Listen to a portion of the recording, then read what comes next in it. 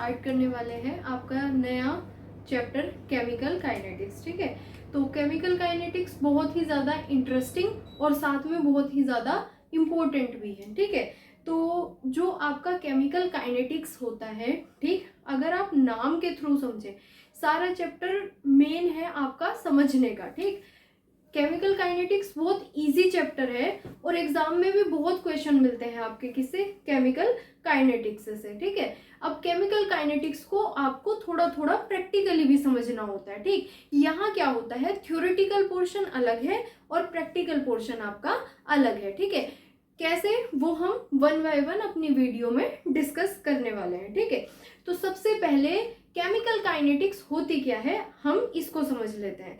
Chemical से आपको पता ही है, केमिकल रिएक्शंस, काइनेटिक्स मतलब स्पीड। ठीक है, तो chemical kinetics is a branch of chemistry in which we deal with the study of kinetics means speed of chemical reactions. ठीक है, तो केमिकल काइनेटिक्स हमारी केमिस्ट्री की वो ब्रांच है जिसमें हम केमिकल रिएक्शंस की स्पीड को पढ़ते हैं। ठीक है, केमिकल रिएक्शंस की स्पीड को पढ़ते हैं। अब किसी भी चीज की जो स्पीड पढ़ी जाती है तो वो कैसे पढ़ी जाती है, ठीक, जैसे सपोज क्या है, आपकी कोई केमिकल रिएक्शन है। ठीक है, तो केमिकल रिएक्शन की स्पीड जो है, काइनेटिक्स जो है, उसका मतलब क्या होता है कि आपकी केमिकल रिएक्शन कितने टाइम में कितनी हो रही है। ठीक है, कोई भी केमिकल रिएक्शन कितने टाइम में कितने % कंप्लीट हो जाती है, वो आपकी क्या होती है,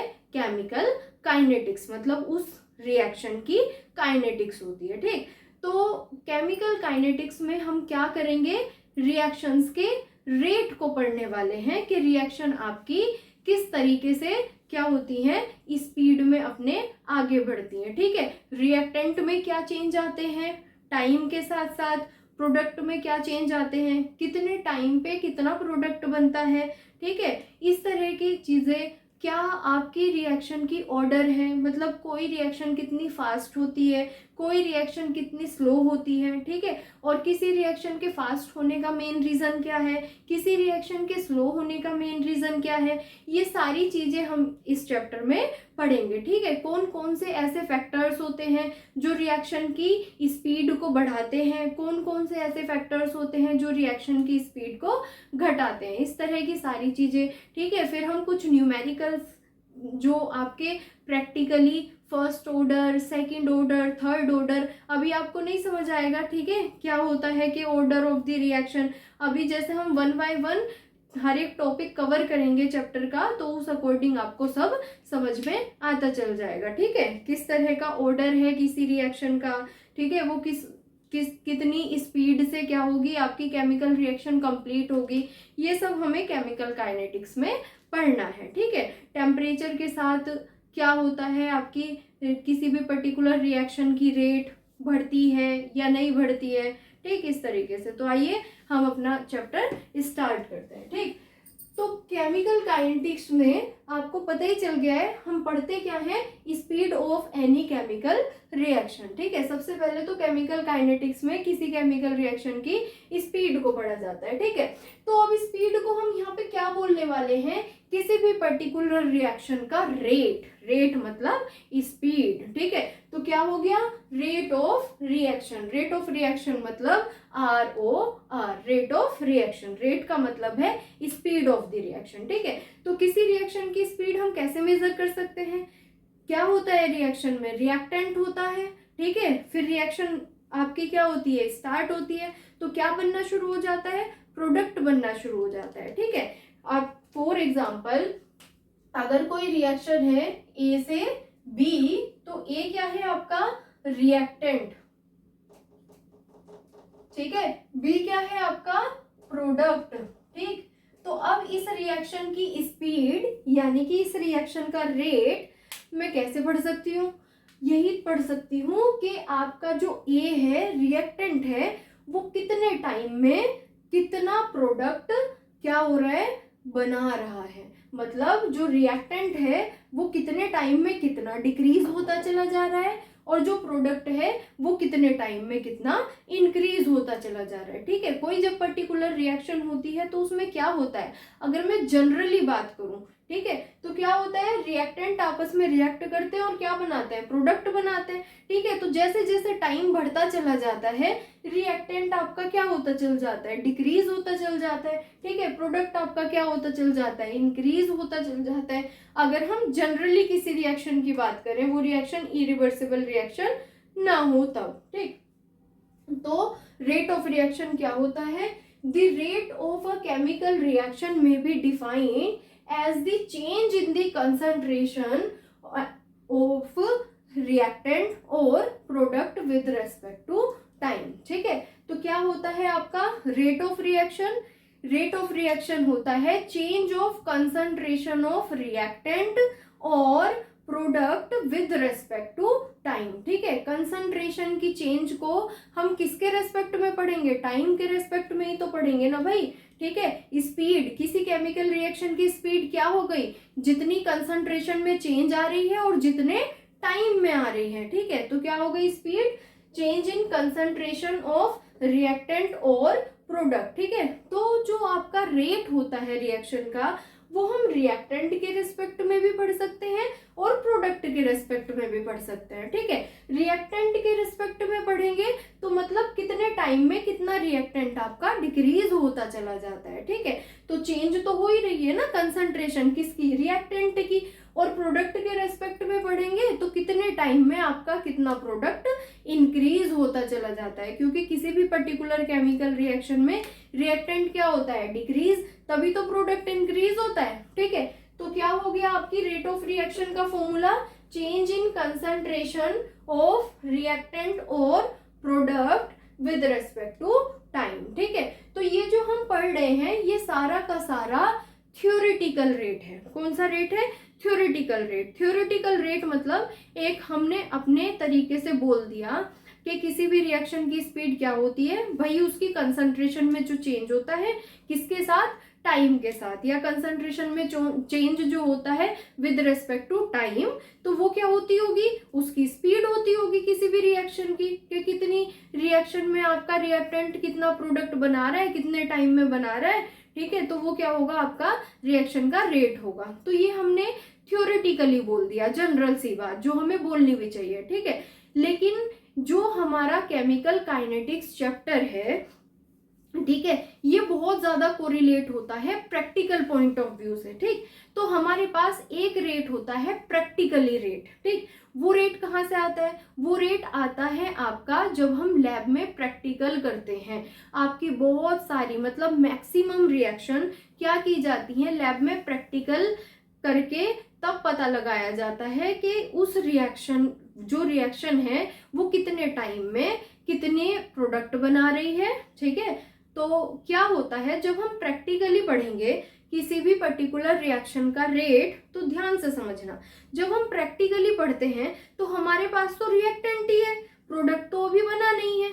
तो जब हम प्रैक्टिकली रेट पढ़ते हैं तो हम सारा का सारा कुछ जो पढ़ते हैं वो हम अपने रिएक्टेंट के पॉइंट ऑफ व्यू से पढ़ते हैं। ठीक है, तो जब आपको मैं प्रैक्टिकली रेट पढ़ाऊंगी तो उसमें हम सारा का सारा जो प्रैक्टिकल रेट को डिफाइन करेंगे वो रिएक्टेंट के बिहाफ पे करेंगे, प्रोडक्ट के बिहाफ पे नहीं करते हैं। ठीक है, तो वो जैसे जैसे हम स्टेप बाय स्टेप सारे पॉइंट्स कवर करते चले जाएंगे वैसे ही आपका आता चल जाएगा। फिलहाल ये आपका थ्योरेटिकल रेट है। ठीक है, theoretical rate change in concentration of reactant और product with respect to time. ठीक है, इसकी यूनिट क्या हो सकती है, अब कंसंट्रेशन जो होती है वो क्या होती है, कंसंट्रेशन याद है ना, मोलैरिटी, नॉर्मेलिटी, किसी भी पर्टिकुलर रिएक्शन में जो कंसंट्रेशन है वो क्या रही होगी, मोल पर लीटर। कंसंट्रेशन की यूनिट होती है कितने लीटर में कितने मोल्स प्रेजेंट है, मतलब मोल पर लीटर। ठीक है, और टाइम आप सेकंड ले सकते हो, मिनट ले सकते हो। ठीक है, तो मिनट लोगे तो मिनट इनवर्स, सेकंड लोगे तो सेकंड इनवर्स, जिस भी टाइम में आपको लेनी है। तो क्या हो गई आपकी रेट ऑफ रिएक्शन की यूनिट, किसकी, थ्योरेटिकल रेट ऑफ रिएक्शन की यूनिट किसकी हुई है, थ्योरेटिकल रेट ऑफ रिएक्शन की। जब आप प्रैक्टिकली रेट पढ़ेंगे, ठीक है, तो वो ऑर्डर ऑफ द रिएक्शन के अकॉर्डिंग पढ़ा जाएगा, क्योंकि प्रैक्टिकली रेट पढ़ने के लिए ऑर्डर बहुत जरूरी होता है, और ऑर्डर किसी भी रिएक्शन का क्या होता है, प्रैक्टिकली ही पता लगता है। और ये होते क्या है वो आपको मैं तभी बताऊंगी जब हम प्रैक्टिकल रेट पढ़ेंगे, ठीक है। तो अभी आप जनरली थ्योरेटिकल रेट को समझिए, क्या हो गया आपका, मोल पर लीटर पर सेकेंड, ठीक है, थ्योरेटिकल रेट की जनरल सी यूनिट, ठीक। अब क्या होता है, जब हम कोई भी पर्टिकुलर रिएक्शन लिखेंगे तो जो उसका थ्योरेटिकल रेट होता है वो हम दो तरीके से डिफाइन कर सकते हैं। एक होता है आपका average rate of the reaction, क्या होता है, average rate of the reaction, और एक होता है आपका instantaneous rate of the reaction, ठीक है।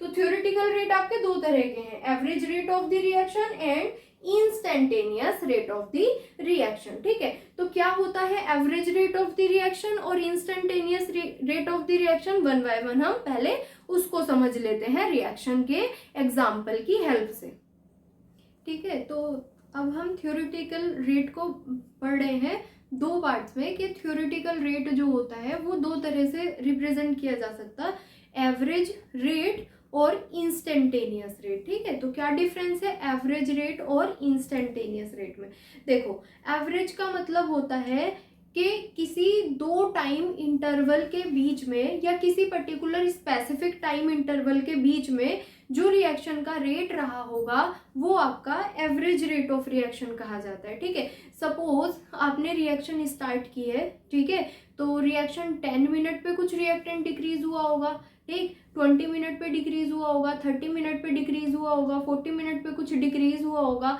ठीक है, 50 मिनट पे कुछ डिक्रीज हुआ होगा। तो अगर आपसे पूछ ले कि स्टार्टिंग में जो 10 मिनट से और 50 मिनट के बीच का टाइम इंटरवल है उसमें कितना एवरेज रेट आ रहा है आपकी रिएक्शन का, तो इस तरीके से टाइम इंटरवल के बीच में जो आपकी कंसंट्रेशन चेंज होती है वो भी एक पर्टिकुलर इंटरवल में ही हो गई, ठीक, तो वो आपका रेट कहा जाता है एवरेज रेट ऑफ रिएक्शन।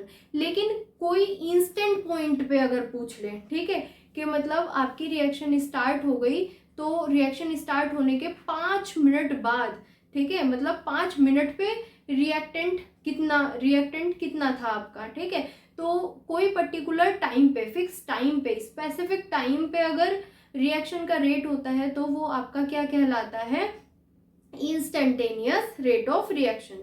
इसीलिए इंस्टेंटेनियस रेट ऑफ रिएक्शन के लिए हम डी यूज करते हैं, डिफरेंशिएशन वाला, ठीक है, लेकिन एवरेज रेट के लिए हम डेल्टा यूज करते हैं। एवरेज मतलब टाइम इंटरवल के, किसी स्पेसिफिक टाइम इंटरवल के बीच में जो रिएक्शन का रेट रहा हो, और इंस्टेंटेनियस मतलब एट पर्टिकुलर किसी पॉइंट पे जो रिएक्शन का रेट है, मतलब 5 मिनट तो सिर्फ 5 मिनट पे ही क्या रेट ऑफ द रिएक्शन है, 7 मिनट तो 7 मिनट पे ही क्या रेट ऑफ द रिएक्शन है, मतलब कितना रिएक्टेंट आपका रिएक्ट कर चुका होगा, डिक्रीज हो चुका होगा, और कितना प्रोडक्ट उस टाइम पे आपका बन चुका होगा, क्योंकि रेट हम दोनों के ही रेस्पेक्ट में पढ़ते हैं। बस रिएक्टेंट के रेस्पेक्ट में क्या होता है कि वो डिक्रीज होता है इसलिए नेगेटिव साइन होता है, और प्रोडक्ट के रेस्पेक्ट में प्रोडक्ट इंक्रीज होता है तो इसलिए उसमें नेगेटिव साइन नहीं होता, ठीक है। तो इसको मैं आपको ग्राफिकली भी बताने वाली हूँ कि क्यों रिएक्टेंट में नेगेटिव साइन आता है और प्रोडक्ट में नेगेटिव साइन नहीं आता है, ठीक है। तो पहले एवरेज रेट देख लेते हैं।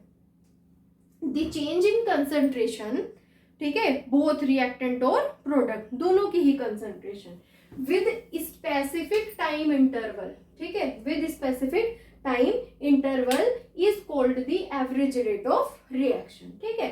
तो एवरेज रेट ऑफ रिएक्शन क्या है, किसी भी रिएक्शन की जो रिएक्टेंट और प्रोडक्ट की कंसंट्रेशन चेंज हो रही है एवरेज टाइम इंटरवल के बीच में, तो वो क्या होता है आपका एवरेज रेट ऑफ रिएक्शन होता है, ठीक है।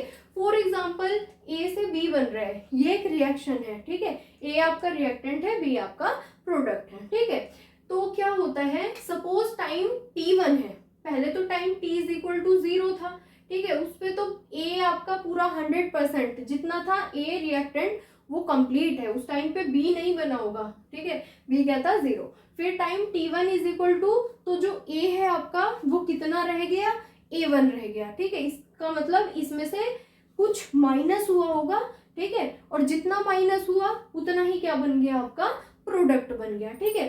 फिर टाइम T2 पे जो आपका A1 था उसमें से और रिएक्टेंट माइनस हुआ, ठीक है, मतलब रिएक्शन में पार्टिसिपेट कर गया और क्या बन गया, आपका प्रोडक्ट बन गया, ठीक है। इसको अगर मैं नॉर्मली कहूं कि जैसे आपका रिएक्टेंट क्या है, टाइम T0 पे A था, ठीक है, रिएक्टेंट की कंसंट्रेशन क्या है, A है या A0 मान सकते हो आप, ठीक है। तो उस टाइम पे B क्या है आपका 0, क्योंकि when time T is equal to 0 तो रिएक्शन स्टार्ट कहाँ हुई है, ठीक है। When time T is equal to T1 तो A1 जो रहा है, मतलब जो इनिशियल कंसंट्रेशन थी आपकी रिएक्टेंट की, उसमें से सपोज एक्स मोल ने क्या कर लिया, रिएक्ट कर लिया, तो जितने एक्स मोल ने रिएक्ट किया होगा उतने ही आपके एक्स मोल प्रोडक्ट में बन गए होंगे, ठीक है। ये एक मैंने समझाने के पर्पज से किया है कि रिएक्टेंट डिक्रीज होता चल जाता है, जितना डिक्रीज होता है उतना ही प्रोडक्ट आपका बनता चल जाता है। अब जैसे A2 में मैं कहूँ तो A2 में से क्या होगा, जो A1 की वैल्यू है उसमें से और ज्यादा डिक्रीज होगा,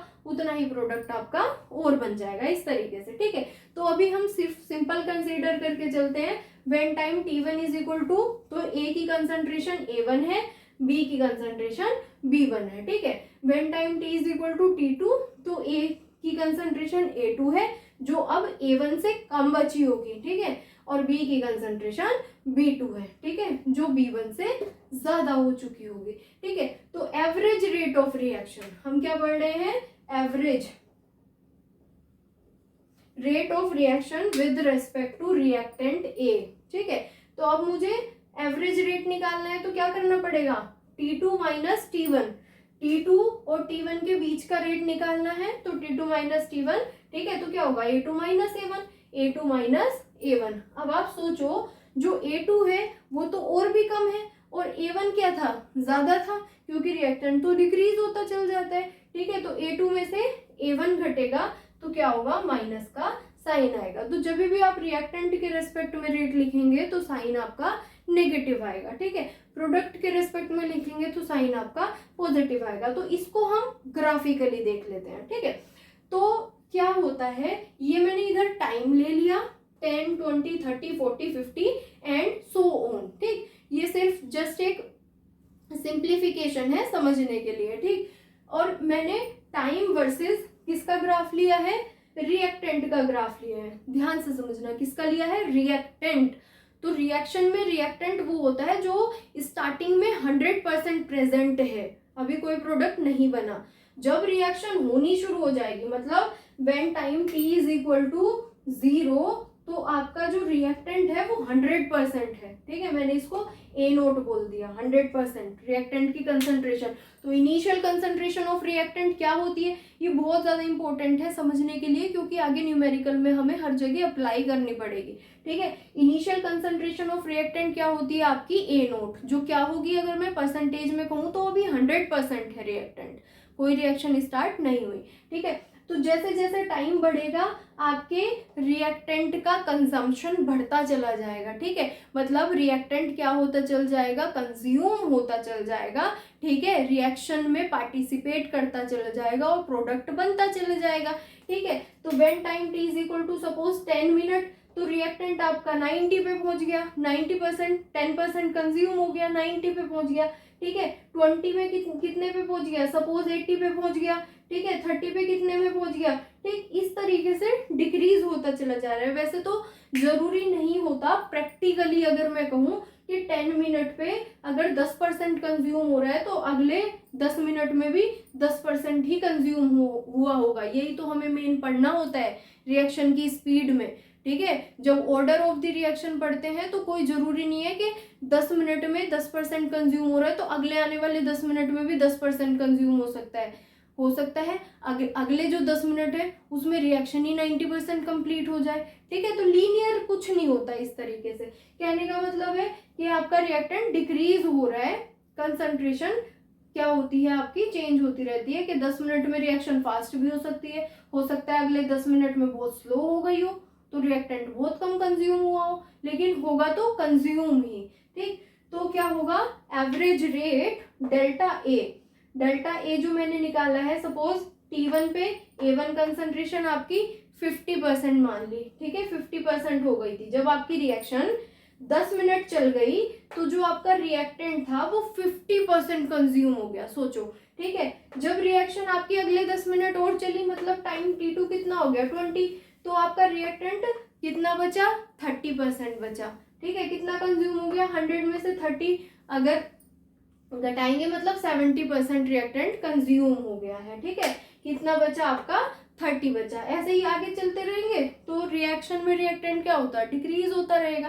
ठीक, तो अब मैं अगर निकालू एवरेज रेट, तो change in concentration of A with respect to time interval. ठीक है, तो क्या हो जाएगा, T2 minus T1, A2 minus A1। तो A2 क्या है, कम है, A2 क्या है, जो T2 वाला टाइम, तो कितनी 30% बचा। ठीक है, माइनस A1, T1 पे कितना था कंसंट्रेशन A1, जो कितनी थी 50%। भाई जब टाइम कम था तो रिएक्टेंट ज्यादा था, जब टाइम और बढ़ गया तो रिएक्टेंट और घट गया, क्योंकि वो किसमें कंज्यूम हो गया ना, रिएक्टेंट क्या बनाने में, प्रोडक्ट बनाने में कंज्यूम हो गया। तो A2 minus A1 upon T2 minus T1, तो 30 माइनस 50 अपॉन 20 माइनस 10। तो अब क्या है, ज्यादा वैल्यू कम में से माइनस हो रही है, तो इसीलिए नेगेटिव का साइन आता है। ये हमने कैसे समझ लिया, ग्राफिकली पॉइंट ऑफ व्यू से समझ लिया। नहीं तो आप खुद भी ये सोच सकते हैं कि जब रिएक्शन हो रही है तो रिएक्टेंट पार्टिसिपेट कर रहा है रिएक्शन में, तो सीधी सी बात है रिएक्टेंट डिक्रीज होता चला जाएगा और प्रोडक्ट आपका इंक्रीज होता चल जाएगा। इसीलिए इसका ग्राफ डिक्रीज में है। ठीक है, और प्रोडक्ट के रेस्पेक्ट में ग्राफ इंक्रीज में होता है, क्योंकि प्रोडक्ट बनता चला जाता है। ठीक है, यही रीजन है कि रिएक्टेंट में माइनस आता है, प्रोडक्ट में माइनस नहीं आता। ठीक है, तो अब जैसे प्रोडक्ट के रेस्पेक्ट में देखते हैं एवरेज रेट। ठीक है, एवरेज है तो हर जगह क्या लगेगा आपका, डेल्टा लगेगा। इंस्टेंटेनियस है तो बाकी सब कुछ सेम रहेगा, बस डेल्टा की जगह इंस्टेंटेनियस में डी आ जाएगा, क्योंकि डिफरेंशिएशन का मतलब ही होता है चीजों को बहुत छोटा कर देना, एक स्पेसिफिक पॉइंट पे आपकी किसी पर्टिकुलर चीज की वैल्यू बताना। ठीक है, तो average rate of reaction with respect to product, product है हमारा B, तो B2 minus B1 upon T2 minus T1। ठीक है, तो delta B upon delta T, यहाँ पे साइन पॉजिटिव रहेगा क्योंकि प्रोडक्ट तो आपका बन रहा है, जितना टाइम बढ़ता चल जाएगा उतना ही प्रोडक्ट बढ़ता चल जाएगा। देखिए 10 मिनट पे कितना था, 20% था, 20 मिनट पे 40% हो गया, सपोज 30 मिनट पे 60% हो गया। ठीक है, 70 मिनट पे हो सकता है 50 मिनट पे आपकी रिएक्शन ही कंप्लीट हो गई, 100% प्रोडक्ट बन गया 50 मिनट पे। ठीक है, तो ये बढ़ रहा है ना। ठीक, तो क्या होगा, T2 minus T1, B2 minus B1, तो 40 माइनस 20 अपॉन 20 माइनस 10, तो ये क्या आ गया आपका 20 अपॉन 10। तो देखो ये आ रहा है पॉजिटिव, क्यों, क्योंकि ये बढ़ता जा रहा है, इसमें B2 की वैल्यू ज्यादा है B1 से, अगर आप एवरेज निकाले तो बीच में माइनस करके। ठीक, तो ये था हमारा एवरेज रेट ऑफ रिएक्शन। अब हम इंस्टेंटेनियस रेट देखेंगे। ठीक है, तो ये आपका इंस्टेंटेनियस रेट ऑफ रिएक्शन हो गया। The rate of change of concentration, मतलब रिएक्टेंट और product at a instant time, ठीक है, is called instantaneous rate of reaction. ठीक है, तो इसके लिए लिखना कैसे है, हम डेल्टा की जगह क्या यूज करते हैं, डिफरेंशियल, क्योंकि डिफरेंशियल का मतलब होता है चीजों को छोटा छोटा छोटा छोटा और एक स्पेसिफिक टाइम पे बता देना। अगर मैं ग्राफिकली बात करूं, ठीक है, तो अगर ये आपका कोई ग्राफ है, इसमें ये ग्राफ डिक्रीज हो रहा है रिएक्टेंट का, तो एक इंस्टेंट टाइम कितना बनेगा, बिल्कुल इतना सा। ठीक है, तो इस पर्टिकुलर टाइम पे जो आपको रेट ऑफ रिएक्शन किसी के भी रेस्पेक्ट में बताना है, ठीक है, तो वो कहा जाता है इंस्टेंटेनियस रेट ऑफ रिएक्शन। ठीक, तो instantaneous rate with respect to A, reactant है तो अब डेल्टा नहीं लगेगा, क्योंकि हम पढ़ रहे हैं इंस्टेंटेनियस रेट। ठीक है, तो इंस्टेंटेनियस रेट के लिए आप क्या यूज करेंगे, डी। ठीक है, तो नेगेटिव रिएक्टेंट डिक्रीज होता है तो नेगेटिव तो आएगा ही आएगा, तो क्या हो जाएगा, with respect to A instantaneous rate negative D A with respect to time D T. ठीक है, ऐसे instantaneous rate with respect to B मतलब प्रोडक्ट, तो क्या हो जाएगा, D B upon D T. ठीक है, तो एक एग्जाम्पल के थ्रू दोनों रेट लिखने सीख लेते हैं। ठीक, अब इस एग्जाम्पल में क्या है, आपकी स्टोइचियोमेट्रिक कोफिशिएंट्स भी हैं। ठीक, तो अगर किसी रिएक्शन में स्टोइचियोमेट्रिक कोफिशिएंट्स आ जाते हैं, क्या होते हैं स्टोइचियोमेट्रिक कोफिशिएंट? स्टोइचियोमेट्रिक कोफिशिएंट कुछ और नहीं होता, मोलिकुलैरिटी होती है। ठीक है, अगर मैं इस रिएक्शन की बात करूं तो 1 मोल नाइट्रोजन 3 मोल हाइड्रोजन के साथ मिलके 2 मोल अमोनिया के प्रोड्यूस करती है। ठीक है, तो स्टोइचियोमेट्रिक कोफिशिएंट कुछ और नहीं है, स्टोइचियोमेट्रिक कोफिशिएंट आपकी मोलिकुलैरिटी होती है। ठीक है, मतलब कितने नंबर ऑफ मोल्स उस पर्टिकुलर किसके एलिमेंट के या मॉलिक्यूल के उस रिएक्शन में पार्टिसिपेट कर रहे हैं। जैसे 1 mole of nitrogen 3 mole of hydrogen आपस में मिलके क्या बना लेंगे, 2 मोल्स ऑफ अमोनिया। ठीक है, तो ये है स्टोइचियोमेट्रिक कोफिशिएंट। अभी हमने जितने एग्जांपल देखे थे वो जनरल नॉर्मल देख रहे थे, उसमें स्टोइचियोमेट्रिक कोफिशिएंट हमने नहीं लिए थे। अगर किसी में स्टोइचियोमेट्रिक कोफिशिएंट आते हैं तो वो रेट लिखने के टाइम पे कहाँ चले जाते हैं, अपोन में चले जाते हैं, चाहे वो आपका इंस्टेंटेनियस रेट हो चाहे वो आपका एवरेज रेट हो। ठीक है, अब ये सारे रेट जो है एक दूसरे से किसी भी पर्टिकुलर रिएक्शन में इक्वल होते हैं। ठीक है, जैसे nitrogen instantaneous rate of reaction with respect to nitrogen में लिखूं। ठीक है, तो नाइट्रोजन क्या है आपका रिएक्टेंट, तो सबसे पहली बात तो माइनस आ जाएगा। अब इंस्टेंटेनियस है तो क्या आएगा, डी। ठीक है, D concentration of nitrogen divided by dt। ठीक है, instantaneous rate of reaction with respect to hydrogen, तो ये भी रिएक्टेंट है, तो सबसे पहले तो आप माइनस लगाइए। अब इसमें स्टोइचियोमेट्रिक कोफिशिएंट है 3, तो क्या हो जाएगा 1/3। ठीक है, DH2 मतलब हाइड्रोजन की कंसंट्रेशन डिवाइडेड बाय dt, तो ये क्या हो गया आपका इंस्टेंटेनियस रेट हो गया। ठीक है, instantaneous rate of reaction with respect to ammonia. ठीक है, तो अमोनिया प्रोडक्ट है, अब आपको नेगेटिव नहीं लगाना क्योंकि ये बनेगा। ठीक, तो 1/2 डी अमोनिया की कंसंट्रेशन डिवाइडेड बाय dt। ठीक है, तो ये आपके इंस्टेंटेनियस रेट लिखने का तरीका है। Average rate of the reaction with respect to nitrogen, again reactant, इसी रिएक्शन में एवरेज रेट होते, इंस्टेंटेनियस ना होते तो आपको डी की जगह डेल्टा यूज कर देना था, बाकी और कुछ नहीं करता, नेगेटिव डेल्टा N2/डेल्टा T। ऐसे ही अगर विद रेस्पेक्ट टू किसके लिखना है, हाइड्रोजन लिखना है, कौन सा लिखना है, average rate with respect to hydrogen, तो क्या लिखेंगे, negative 1/3 delta change in concentration of hydrogen with respect to change in time, average rate with respect to hydrogen. ठीक है, एवरेज रेट ऑफ अमोनिया, ठीक है, average rate of reaction with respect to ammonia जो कि product है, तो 1/2 क्योंकि 2 stoichiometric coefficient है, delta change in concentration of ammonia with respect to change in time. ठीक है, तो ये हमने लिखना सीख लिया क्या, एवरेज और इंस्टेंटेनियस रेट। अब अगर कहा जाए रेट ऑफ रिएक्शन, ठीक है, तो इस रिएक्शन का रेट मतलब आपके ये तीनों रेट क्या होते हैं, इक्वल हो जाते हैं। ठीक, जो इसका रेट है वो ही इसका रेट है और वो ही आपका इसका रेट है, अगर मैं किसकी बात करूं, इनकी वैल्यू की बात करूं तो। ठीक, अब हम इस पे बेस्ड एक न्यूमेरिकल देख लेते हैं। तो स्टूडेंट ये हमारा एक न्यूमेरिकल है जो आपके थ्योरेटिकल रेट पे बेस्ड है कि कैसे आपके थ्योरेटिकल रेट एक रिएक्शन में एक दूसरे के इक्वली होते हैं। ठीक है, तो the rate of change of concentration of D, ठीक है, the rate of change of concentration of D at a particular movement in the reaction, at a particular movement in the reaction मतलब आपका instantaneous rate हो गया। ठीक है, at a particular movement in the reaction instantaneous rate, जो आपको पूरा लिखना है वो डेल्टा ना यूज करके डी का यूज करके लिखना है। ठीक है, अब रिएक्शन जो है वो क्या है, A+2B gives 3C plus 2D। ठीक है, तो the rate of change of concentration of D, अब इस पूरी रिएक्शन में the rate of change of concentration of D उठाया है इन्होंने, was found to be 0.4 मोल पर लीटर पर सेकेंड। ठीक है, तो इन्होंने रेट दिया है, किसके रेस्पेक्ट में दे दिया, D के रेस्पेक्ट में दे दिया। ठीक है, अब देखो पूछा क्या है, calculate the rate of reaction, इस रिएक्शन का रेट कैलकुलेट करना है ठीक है, डी के रेस्पेक्ट में दे रखा है।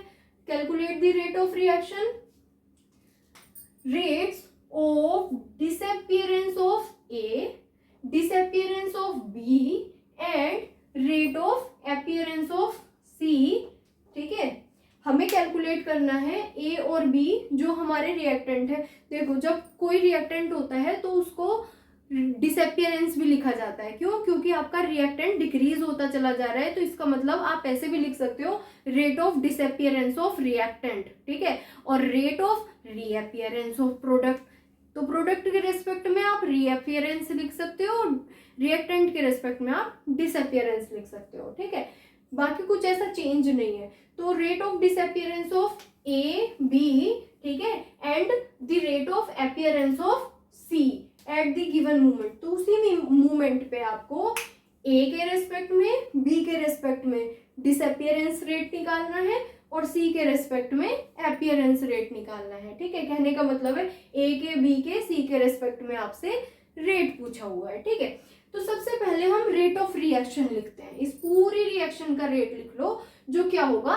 इक्वल होगा। ठीक है, तो ए के रेस्पेक्ट में मैं लिखूंगी तो negative D A upon D T, B के रेस्पेक्ट में अगेन रिएक्टेंट है तो नेगेटिव स्टोइचियोमेट्री है तो 1/2 dB अपॉन dt। ठीक है, ये भी किसके इक्वल है, सी के। ठीक है, तो सी के रेस्पेक्ट में, अभी सी क्या है, प्रोडक्ट है आपका, तो क्या हो जाएगा 1/3 dc अपॉन dt। ठीक है, तो क्या है आपका, डी भी आपका प्रोडक्ट ही है। ठीक है, तो 1/2, 2 है ना स्टोइचियोमेट्री, 1/2, ठीक है, D of D divided by dt। ठीक है, तो ये सारे एक दूसरे के इक्वल हैं। अब आपको गिवन क्या है क्वेश्चन में, rate of change of concentration of D, मतलब डी का rate of change of concentration आपको गिवन है, मतलब delta D upon D T given है आपको, सिर्फ इतना delta D upon D T. अगर मैं किसी चीज के लिए कहती हूँ rate of change of concentration of D, तो rate of change of concentration of D with respect to time, ये 0.4 मोल पर लीटर पर सेकेंड। ठीक है, यहाँ स्टोइचियोमेट्री से कोई मतलब नहीं था। ठीक, सिर्फ रेट ऑफ चेंज ऑफ किसके रेस्पेक्ट में बोला है, डी के, तो मतलब D of concentration of D divided by D T is equal to इतना। अब इसकी हेल्प से हम सबकी कैलकुलेट कर सकते हैं। क्यों?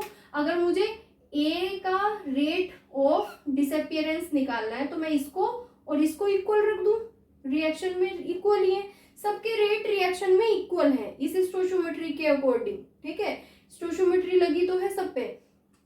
अगर मुझे rate of disappearance of B निकालना है तो मैं इस टर्म को, ठीक है, किसके, इसके इक्वल रख दूं, क्योंकि ये तो गिवन है तो ये आ जाएगा, है तो ये इक्वल ही, एक ही रेट, एक ही रिएक्शन के। ठीक है, मुझे रेट ऑफ अपीयरेंस निकालना है, क्या, किसका, सी का, तो मैं इसको और इसको इक्वल रख दूंगी। ठीक है, तो वही सॉल्व करते हैं। सबसे पहले rate of reaction, rate of reaction अगर मैं बात करूं तो कितना है, delta of D upon D T दे रखा है, तो 1/2 इंटू जो गिवन था rate of change of concentration of D with respect to time, इतनी गिवन थी। ठीक है, अगर मैं रिएक्शन के रेट की बात करूं तो उसमें ये फैक्टर ये है। ठीक है, तो रिएक्शन का रेट जो होगा मेरा वो कितना हो गया, इस रिएक्शन के according 1/2 rate of change of concentration of D with respect to time. ठीक है, ये हो गया 1/2 इंटू इसकी वैल्यू रख दी 0.2, तो ये मेरी रिएक्शन का रेट है। ठीक है, क्या है, ये रिएक्शन का रेट हो गया। अब rate of disappearance of A निकालना है, जो उसने कैलकुलेट करने बोला है, calculate the rate of reaction and disappearance of A, disappearance of B and reappearance of C. तो सबसे पहले ए के रेस्पेक्ट में, तो ए के रेस्पेक्ट में क्या है, negative D A upon D T. ठीक है, rate of change of disappearance of A क्या है, negative D A upon D T, इसको किसके इक्वल रख दूं, जो गिवन वैल्यू है rate of appearance of D with respect to time, तो क्या हो जाएगा 1/2 D of D upon D T. ठीक है, इसकी वैल्यू कितनी है 0.4, तो ये हमारा ए का डिसअपियरेंस का रेट आ गया आपका 0.2 मोल पर लीटर पर सेकेंड। ठीक है, अब rate of disappearance of B, तो ये क्या है, -1/2 rate of change of B with respect to time, -1/2 rate of change of B with respect to time, ठीक है। तो इसको भी किसके इक्वल रख दूं, इसी टर्म के इक्वल रख दूं जो हमें गिवन है। तो रिएक्शन के अकॉर्डिंग कितनी है, 1/2 D of D upon D T, ठीक है। तो 1/2 इसमें भी है, 1/2 इसमें भी है, दोनों की स्टोइचियोमेट्री सेम है, ये कैंसिल आउट हो जाएंगे, ठीक है। तो जो रेट आपका डी का था वही किसका बन गया, जो आपका रेट डी का अपीयरेंस है वही आपका बी का डिसअपीयरेंस का रेट बन गया, दैट इज 0.4 मोल पर लीटर पर सेकेंड, ठीक है। अब लास्ट है calculate the rate of appearance of C, ठीक है। तो rate of appearance of C अगर मैं करूं तो क्या होगा आपका 1/3, ठीक है, डीसी अपॉन dt, ठीक है। माइनस नहीं लगेगा क्योंकि ये प्रोडक्ट है, ठीक है। तो ये भी आपका किसके इक्वल है, देखो रिएक्शन के रेट के अकॉर्डिंग दोनों है इक्वल एक दूसरे के, 1/2, ठीक, change in concentration of D with respect to time, ठीक है। तो इसकी वैल्यू कितनी है आपकी 0.4 गिवन है क्वेश्चन में, ये देख लो। Rate of change of concentration of D with respect to time कितना है 0.4, ठीक। तो rate of change of C with respect to time यानी कि अपीयरेंस ऑफ सी कितना आएगा 3/2 इंटू 0.4, ठीक है।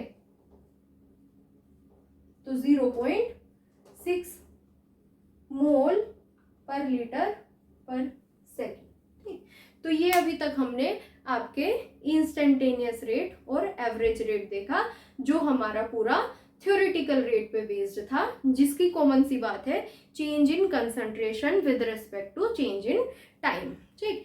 इसके बाद क्या आता है आपका factors affecting the rate of reaction, ठीक है।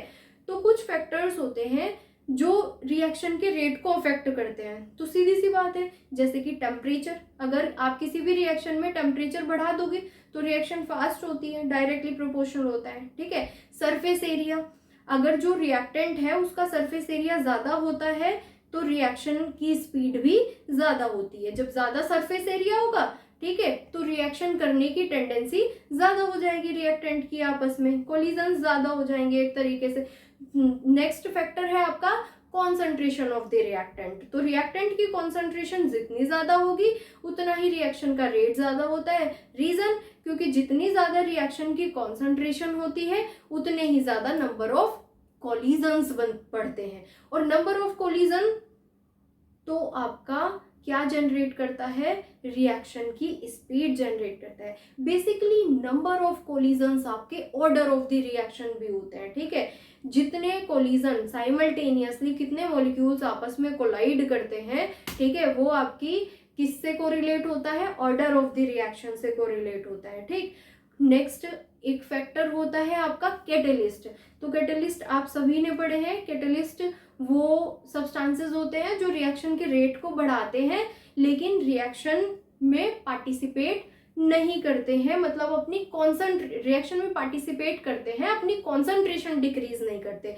स्टार्टिंग में जितने डाले जाते हैं रिएक्शन के एंड में भी हमें कैटेलिस्ट उतने ही मिलते हैं, उतना ही अमाउंट मिलेगा। क्या करता है कैटेलिस्ट, रिएक्टेंट के साथ एक्टिवेटेड कॉम्प्लेक्स बनाता है। वो एक्टिवेटेड कॉम्प्लेक्स, ठीक है, कुछ पर्टिकुलर एनर्जीज होती हैं जिन एनर्जीज को रिएक्शन होने के लिए क्रॉस करना पड़ता है रिएक्शन को, उनको डिक्रीज कर देता है। ये सब हम डिटेल में पढ़ेंगे, ठीक है, ये सारे फैक्टर्स हम डिटेल में पढ़ेंगे। लेकिन उससे पहले हमें नेक्स्ट वीडियो में पढ़ना है कौन सा रेट, प्रैक्टिकल रेट और रेट लो, ठीक है। क्या होता है रेट लो, ठीक है, क्या होता है रेट लो, जब हम थ्योरेटिकल रेट को प्रैक्टिकल रेट के इक्वल रखते हैं तो क्या होता है आपका रेट लो बन जाता है। तो रेट लो की हेल्प से हम ऑर्डर ऑफ द रिएक्शन पे पहुंचेंगे, ठीक है, जो कि हमारा बहुत ही ज्यादा इंपॉर्टेंट टॉपिक है, first order reaction, zero order reaction, ठीक है, आपके सिलेबस में। और इससे भर भर के क्वेश्चन पूछे जाते हैं आपके न्यूमेरिकल पॉइंट ऑफ व्यू से, ठीक है। तो वो सब हम अपनी नेक्स्ट वीडियो में समझने वाले हैं, क्या क्या, रेट लो ठीक है, रेट लॉ की हेल्प से ऑर्डर ऑफ द रिएक्शन, ठीक है, किस रिएक्शन की कैसे ऑर्डर को फाइंड आउट किया जाता है। वैसे तो ऑर्डर हमें प्रैक्टिकल से पता चलती है, बट कुछ हमारे पास क्या होते हैं, मेथड्स होते हैं, जिन मेथड्स का यूज करके हम रिएक्शन की क्या ऑर्डर को क्या करते हैं, फाइंड आउट कर लेते हैं। ये सब हम अपनी नेक्स्ट वीडियो में कवर करेंगे। Thank you.